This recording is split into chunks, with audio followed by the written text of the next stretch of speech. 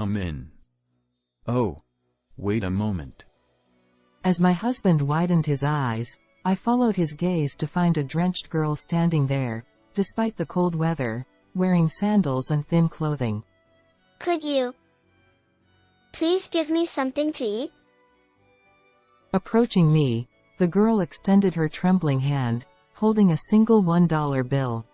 My husband and I exchanged looks. At first, we changed the girl's clothes and fed her a soup with a lot of vegetables. Watching the girl happily munching on the soup, blowing on it to cool it down, we felt relieved. The girl's name was Emma, and she lived with her mother, Mary. Her mother seemed to be very busy with work and couldn't come home often, Emma explained. We grew concerned about Emma and told her she could come to our place anytime. Then Emma started coming to our house once a week, around 2 p.m. on Sundays. One day, with her backpack still on, Emma rushed in, and as instructed, my husband and I followed her to her house. Mom, I brought them. We cautiously peeked into the room Emma entered. This is terrible. Before us lay a cluttered entrance, with several large garbage bags scattered around, making it impossible to walk. My husband and I exchanged worried glances. After a while, a woman emerged from inside, leaning against the wall. She must be Mary, Emma's mother. Are you Emma's mother? Yes. Huh? As I looked at her. My name is Nancy. Together with my husband Jason, we run a restaurant. The restaurant, named Rose, was originally started by my husband's parents, but we took over it 10 years ago. Fortunately, the nostalgic flavors have gained quite a reputation, and we are bustling with regular customers every day. Nancy. Hey. Oh, sorry. I'll bring it right away. I startled at my husband's voice and flashed him a smile. Take your time. His gentle gaze and voice encouraged me. I have to stay focused. Otherwise, our daughter will scold me. I took a deep breath and carried the steaming beef stew to the patiently waiting customers with a smile. Neither my husband nor I initially planned to take over the restaurant. He was a regular office worker, and I worked as a dietitian at a hospital. Our decision to take over the restaurant was largely influenced by our daughter. My parents-in-law, at the age of 65, were actually planning to close the restaurant, but they were urged by the customers to keep it open. They also understood our feelings and entrusted us with the restaurant. Our wishes. They are for our daughter, Michelle. She was born when I was 28 years old. She was born prematurely, weighing only 1,800 grams at birth.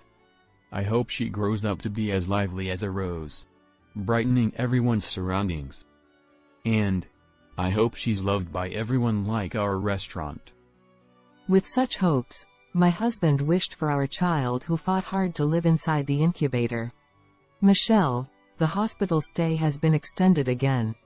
Michelle slowly but steadily grew, but her body was weak, and she went in and out of the hospital several times. We were constantly on edge with each hospital visit. Perhaps sensing our feelings, Michelle always behaved cheerfully. When I get discharged, let's have a party at Grandpa's restaurant. Michelle loved the omelet made by her grandpa and the cheesecake made by her grandma. She adored their restaurant and wanted to have parties there for any occasion. Today is Grandma's birthday. We even celebrated my parents-in-law birthdays with the customers. Michelle, who kindly cheered everyone up. We were supposed to watch her grow into an even more wonderful woman right by her side. The situation took a sudden turn when Michelle was in the winter of her 3rd grade. Since becoming a 3rd grader, Michelle's health had improved significantly, allowing her to attend elementary school. She could participate in the sports festival for the first time, and sometimes her friends would come over to play after school.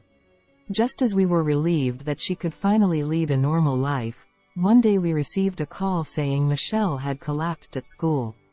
We rushed to the hospital where Michelle was being transported, only to find her in the intensive care unit, connected to numerous tubes, fast asleep. She was fine this morning. Why? My husband asked the doctor anxiously. Michelle will be okay. Right? Both my husband and I were so panicked that we couldn't stand without the support of hospital staff. Michelle's congenital kidney condition had worsened, and the doctors informed us that she was in critical condition. I'm sorry for worrying you. I'll get better soon. So don't worry. We have to have a discharge party as soon as possible. Michelle said, trying to cheer us up despite clearly feeling unwell. However, the illness gradually consumed her, and 2 weeks after being hospitalized, Michelle became someone who would never return home. Until the very end, Michelle looked forward to having parties at her grandfather's shop. Rose, the namesake of Michelle, held a special place in her heart. Hence, my husband and I vehemently opposed it when my parents-in-law considered closing the shop. We wanted to preserve this place filled with memories of Michelle. They nodded with gentle smiles, understanding our feelings. Over the next 7 years, my parents-in-law imparted the essence of the shop's flavors to us. Thanks to them, Rose continues to be a beloved spot for everyone. I'll have the omelet, please. Oh, Nancy, please display this in the shop. One day, while taking orders, the florist 3 doors down gave us a small bouquet. Today marks Michelle's anniversary. Among the regulars, some still remember Michelle, showing such gentle gestures like this florist. It's heartwarming to know people remember Michelle. But I still can't shake off my regrets. If only I had given birth to a healthier child. Inside the closed shop, I gaze at the flowers from the florist, tears welling up. In the empty shop, I sometimes find myself crying, reminiscing about Michelle. My husband comforted me, patting my back gently whenever I felt down. No one's to blame. It's been 23 years. And people other than our family still remember Michelle. That makes me happy. It's probably thanks to this shop. 23 years. As I look around the shop, it's well maintained, but being 50 years old, it still carries the weight of its age. We're already 59. How long can we protect this place Michelle loved so much? Nancy, what's wrong? Oh, it's nothing. Thank you. I replied, vaguely feeling anxious about the passage of time but not wanting to worry my husband further by articulating it. On a day of heavy rain, with few customers, the shop was unusually quiet, the sound of rain outside resonating clearly. Since there aren't many customers today, Nancy, you can take a break in the back. My husband said kindly to me as I started cleaning around. Thank you. But I feel like doing something with my hands. Just then, the door of the shop opened. Excuse me. Welcome. Oh, wait a minute. My husband's eyes widened as he looked ahead, where a shivering girl stood, despite the cold, wearing sandals and drenched from head to toe. Just wait a moment. I'll get a towel right now. I hurried to the back room and fetched a bath towel. It must have been cold. You'll be okay now. Could you give me something to eat? The girl extended her trembling hand as I approached, with a single $1 bill in it. My husband and I exchanged glances. Nancy, do we have any clothes that might fit her? Oh, I think Michelle's pajamas are upstairs. Come on, let's change you out of these wet clothes for now, to avoid catching a cold. Wrapping the drenched girl in a bath towel, I led her upstairs. Though currently unused, the second floor of the shop used to be where my parents-in-law lived until 3 years ago. Michelle, who adored her grandparents, always kept her pajamas with them, so she could stay over anytime. They had kept her pajamas neatly stored all this time. Oh, it fits perfectly. The pattern might be a bit outdated, but please forgive us. I worried a bit that she might dislike the outdated pattern from 23 years ago, but the girl seemed genuinely happy wearing the pajamas. And she seemed a bit relieved, quietly thanking us. When we went back downstairs, my husband, seeing the girl in Michelle's pajamas, widened his eyes. It suits you. Yeah. It suits you. Oh. Just wait a moment. I'll make something to warm you up.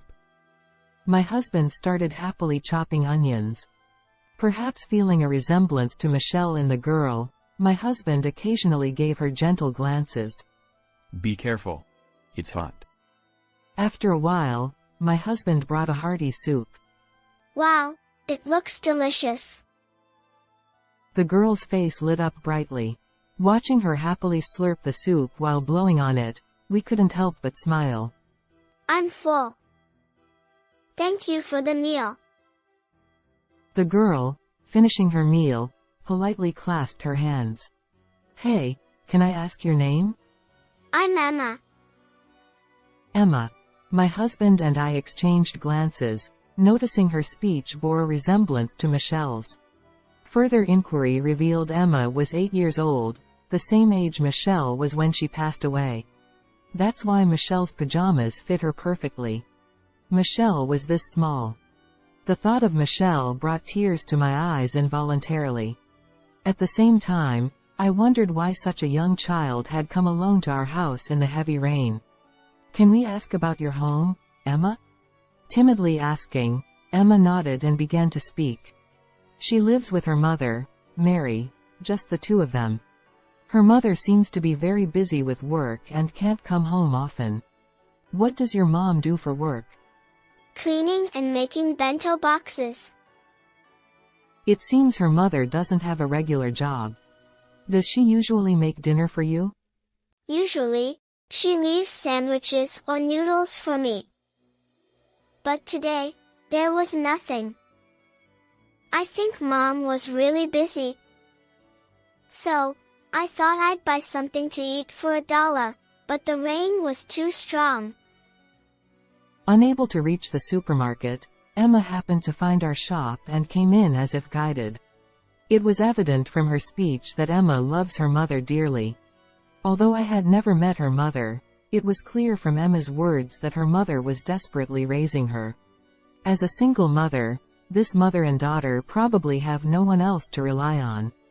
What should we do? My husband and I fell into silence for a while. Sensing our discomfort, Emma stood up. Thank you so much today.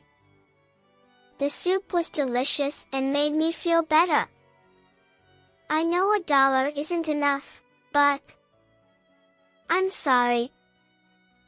Saying this, she offered $1. It's okay. You don't need to pay. My husband said. We refused to take the money, but Emma seemed uneasy without paying even a little. Then, I'll take the $1. Thank you. If you'd like, would you come back to eat with us again? Of course. You don't need to pay. My husband offered. Huh, really? Eating without paying at a restaurant? Emma mumbled, looking down. Emma, never pessimistic about her situation, tried to maintain manners. Despite being 8 years old, Emma's mature demeanor made me worry. Our daughter passed away when she was 8. Her name was Michelle. She looked a bit like you. As Emma listened to my story, she lifted her head. Watching you reminds me of Michelle, and it makes me happy. So, would you come back to our place? We'd love to talk with you more, Emma. When our eyes met and I smiled at her, she finally returned a soft smile. You can return the umbrella next time you come. Take care on your way home. As the rain eased up, we escorted Emma out. She looked back several times, waving her hand each time. Excuse me. From then on, Emma started coming to our place once a week, on Sundays, a little after 2 p.m. What dish is this? It's gratin. I love gratin. My cheeks are going to fall off. Emma rejoiced at her first taste of gratin. As a registered dietitian, I made sure to provide Emma with well-balanced meals, using my knowledge to the fullest. Thanks to that, Emma's complexion gradually improved. Thank you, Jason and Nancy. After finishing her meal, she always left some coins behind. It's okay. We're just using up leftover ingredients. My husband would say. Despite our repeated assurances that she didn't need to pay, Emma would leave coins on the table every time. She's such a polite and responsible child. Sometimes, I admired her for it, and other times, seeing her jump with joy after eating the cheesecake for dessert, I couldn't help but feel happy that she was just an 8-year-old girl after all. Emma gradually started sharing more about school with us. We practiced doing backflips in PE, but I couldn't do it at all. Want to practice at the park later? Yes. Emma's eyes sparkled. Come to think of it, Michelle struggled with backflips too. We used to practice at the park during the shop's break time. But suddenly, she could do it one day. I think she said a friend taught her. Memories from the past resurfaced. As we talked with Emma, we increasingly felt Michelle's presence in her. So, we wanted nothing but happiness for her. However, it seemed her mother still wasn't coming home much. Isn't it worrying to leave an 8-year-old alone, no matter how busy she is with work? We don't even know what kind of work she does. But it's not right to pry into her family's affairs. Especially with Emma. My husband replied. We could only watch over Emma when she came on Sundays, spending restless days filled with concern. One day, during lunchtime, despite it being a weekday and lunchtime almost ending, Emma rushed into the shop looking extremely distressed. What's wrong, Emma? Coming back from school? Emma, still wearing her backpack, was breathing heavily, shaking her head. Mom. Mom. Hold on, Emma. My husband said, offering her a glass of water. I helped Emma take a few deep breaths to calm down and slowly drink some water. What happened to your mom? My mom. She can't stop coughing, and it's really bad. She said to call someone. Emma seemed on the verge of tears, so I hugged her gently. Okay, it's all right. Emma, can you show us the way to your house? Yeah. I signaled to my husband, who quickly checked the time and began taking off his apron. I'll come too. The customers have just left, and lunchtime is over. He said, hanging the closed sign on the door. This way. Following Emma, we hurried to her house. We were led to a 2-story dilapidated apartment by Emma. Without hesitation, Emma opened the door to room 101. Mom, I brought them. We cautiously peeked into the room Emma entered. This is terrible. In front of us lay a cluttered entrance with several large garbage bags strewn about, leaving no space to step. My husband and I exchanged worried looks, furrowing our brows. After a while, a woman emerged from inside, leaning against the wall as she shuffled out. She was likely Emma's mother, Mary. Sorry. Cough. Cough. As I reached out to pat the coughing woman's back, I recoiled. Her body felt feverish, and even to an amateur, her condition seemed severe. Are you Emma's mother? Yes. I'm sorry. My cold. Cough. Cough. Mary, your condition seems dangerous as it is. I'll call for an ambulance. My husband said, dialing immediately to request an ambulance. Do you have your insurance card? It's in the top drawer of the dresser. I struggled through the garbage bags and managed to enter the room. The interior was equally distressing. The sink was full of used dishes, there was a mountain of laundry beside the bed, and on the desk lay empty lunch containers and bottles. Emma diligently gathered the garbage from the bags. Emma, your mom is going to the hospital soon, I said, finding the insurance card as instructed from the top drawer of the dresser. The ambulance arrived promptly, and the paramedics carried Mary out of the house. I'll go with her. That's a good idea. Stay with Emma. I'll manage the shop. My husband said. I accompanied Emma into the ambulance, deciding to go to the hospital with them. The test results revealed that Mary had developed pneumonia due to a severe cold, and she had to be hospitalized for about a week. Thanks to the medication, her cough subsided, and Mary slept peacefully with a gentle wheeze. She must have been unable to sleep for a long time. "Emma, the doctor will take care of Mom, so don't worry. Would you like to come to Auntie's house until Mom is discharged?" I addressed Emma, who was anxiously watching her mother. Huh? Is it okay? Emma asked. "Of course. I'm sure Mom will feel more at ease resting if you're with us. She'll get better soon." I reassured her. Thank you. Emma squeezed my hand tightly. She must have been quite anxious. "Emma, when you're in trouble, like today, you can always say, 'Help.' People around you will lend a hand. Never hesitate," I advised her. Yeah. Emma squeezed my hand again firmly. The next day, since it was our day off at the shop, my husband and I took Emma to visit Mary. Mary was awake by then. Emma eagerly ran to her. Emma, I'm sorry for the trouble I caused you.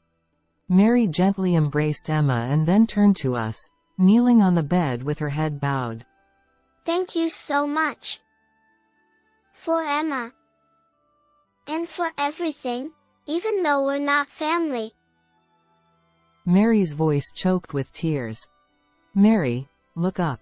And remember, even if we're not family, you can rely on us," I assured her. Upon hearing my words, Mary raised her tearful face. Mom, Nancy's house has a parrot, and it said, 'I love you.'" Mary smiled gently as she watched Emma happily talk about our parrot. "May I ask about Mary's situation at home?" Sure. I'm a single mother. Mary started to talk. She's 31 years old. She had Emma when she was 23, but she didn't register with the man who became the father at the time. He and I, along with a friend, just started a restaurant. He said we'd get married once the restaurant got on track. She thought he was considering not burdening the child with debt. But a year later, when they had a decent number of customers and were repaying the debt as planned, he disappeared suddenly, taking a large sum of money from the restaurant. Both my friend and I were shocked. His phone was disconnected. Since he said he grew up in foster care without parents, I knew nothing about his relatives. Furthermore, her friend said, "I can't take it anymore," and quit the restaurant, leaving Mary to manage it alone. I had to somehow repay the debt. I was standing at the store with Emma on my back, but I couldn't run the store alone, and eventually had to close it down. After that, Mary had to work desperately to repay the debt. But she only graduated from high school and had a small child. There was nowhere that would hire her as a regular employee. I've done day labor jobs too. I just thought I had to work whenever I had time. Now, I work as a temporary worker doing cleaning during the day, and part-time at a delicatessen or convenience store at night. She spent a little time with Emma in the evening, then went back to work. And she would return home either in the early morning, before Emma woke up, or after Emma left for the day. Emma told me about the kindness you've shown us. Thank you so much. I wanted to express my gratitude, but I couldn't muster the courage to show my face. Really? I thought I might be scolded for not taking care of my child properly. It's true, I couldn't take care of Emma properly, and ended up collapsing. I'm a failure as a parent. Beside the bowed Mary, Emma was diligently doing her homework. Seeing the name, Emma, written there, I was taken aback. "Mary, you were 31, right?" Yes. "Do you happen to remember a girl named Michelle? Back in 3rd grade, she used to tie her hair in 2 knots. Mary pondered for a moment, then lifted her head suddenly. Michelle, I remember. Wait, Nancy, are you parents of Michelle? I felt delighted and nodded, taking Mary's hand. I always felt Emma and Michelle resembled each other somehow, but never imagined Mary, you're Mary, Michelle's friend. Mary's name was frequently mentioned by Michelle. A versatile athlete, Mary chased after groups of playful boys. And she mentioned how Mary accompanied her during lunch breaks to practice cartwheels, enabling Michelle to master them. Michelle often envied Mary's energetic and reliable nature. With my talk, Mary shook her head. Oh no, it was actually me who admired Michelle. She was so genuine, able to easily slip into anyone's heart. Huh? I always got scolded by teachers for not being girly enough. Some kids even distanced themselves, warned not to play with the one scolded by teachers. Clearly, it was a bitter memory for Mary as she bit her lip. But Michelle said she admired, Mary, I like you very much because you're stronger and kinder than anyone. I want to be like her. Her words saved me. That Michelle said such things. I had only heard that Mary was like a hero from Michelle's perspective. I never knew such an exchange occurred between them. Learning from each other and experiencing various emotions through their friendship, Michelle lived each day fully. Discovering this new facet of Michelle, we felt elated. With me being like this, Michelle up there in heaven must be disappointed. I need to do better. At this moment, my husband, who had been silent until then, sensitively reacted to Mary's words. You're right. Michelle might be disappointed if things stay this way. Come on, Jason. I couldn't understand why he would say such things to Michelle, who was weakened by illness, and glared at my husband. Ignoring my gaze, my husband looked straight at Mary as he spoke. If you keep trying to handle everything alone from now on, I think Michelle would be disappointed. Mary, you're doing your best. Working so hard alone, carrying debts for Emma's sake. As Mary shed tears upon hearing my husband's words, he offered her a handkerchief and continued. But you know, when you're in trouble, it's okay to say help, because someone will definitely come to your aid. Maybe that's what Mary admired about Michelle? Mary nodded repeatedly, crying profusely. Michelle, who had been frail since childhood and relied on a lot of help from those around her, understood her limitations well and was indeed skilled at seeking help from others. It somehow made sense to me why Mary, who had always done everything by herself, admired Michelle. Mom, Nancy told me that I can say, help, too. It's definitely not good to endure everything. Emma gently patted Mary's head as she cried. You're right. It's not good to endure. Mary returned the gentle pat on Emma's head.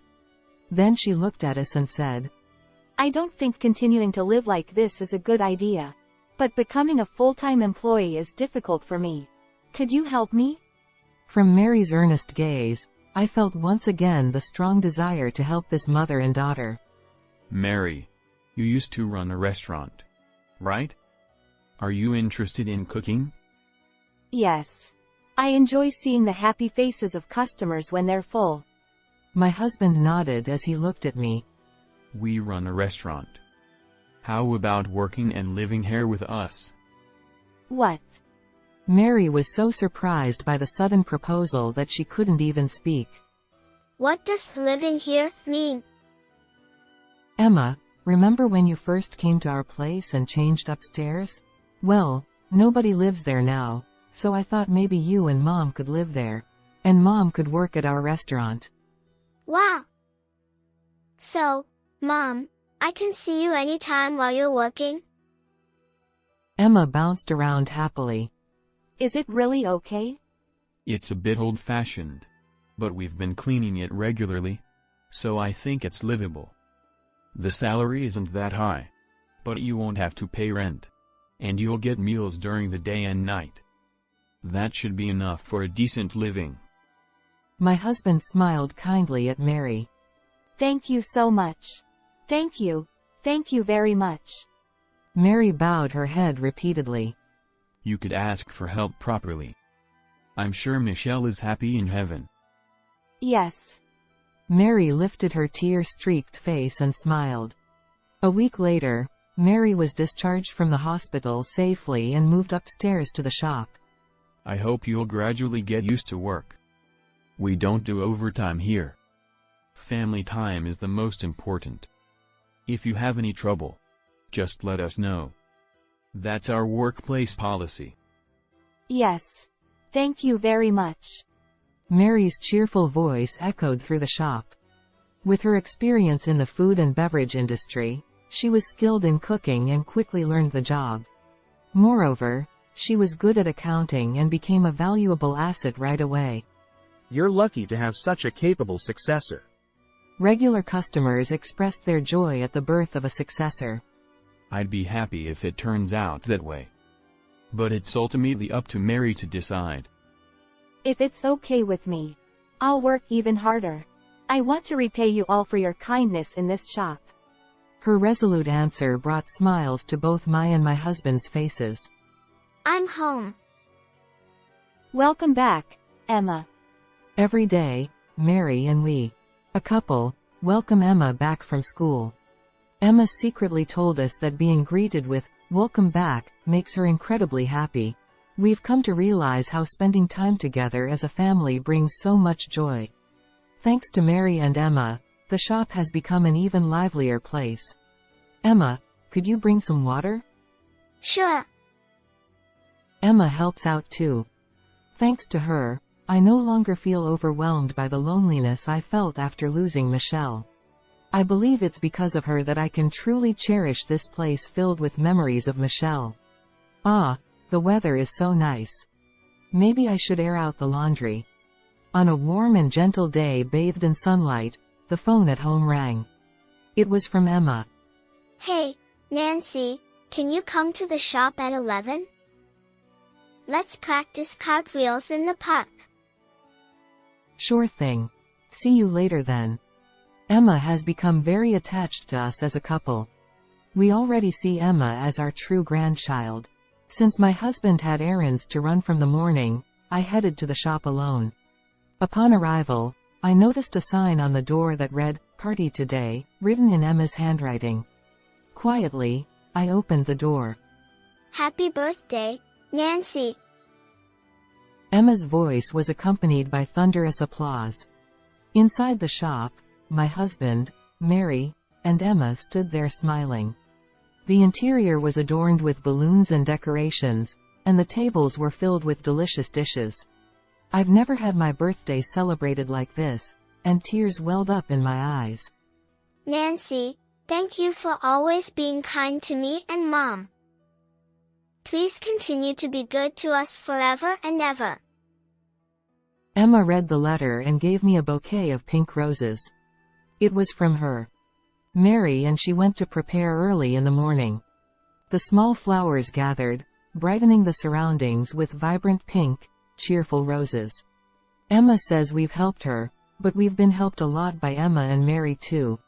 Emma, thank you for trusting me. And Emma and Mary, thank you for coming to our home. Jason, thank you for always supporting us. And Michelle, thank you for bringing us together with Mary. I expressed my gratitude to each one who hasn't always been conveyed. Well, let's enjoy it while it's warm. Cheers. My husband, looking a bit bashful, led the toast. I feel incredibly happy seeing everyone's smiles. We've created new precious memories at this rose.